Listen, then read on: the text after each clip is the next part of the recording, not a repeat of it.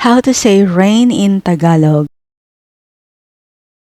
The Tagalog word for rain is ulan. Ulan. Ulan. Example, malakas ang ulan. Malakas ang ulan. It's raining hard.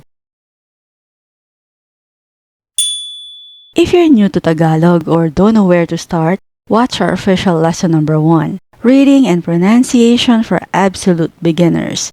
It will give you the core foundation you need to start understanding and speaking Tagalog confidently.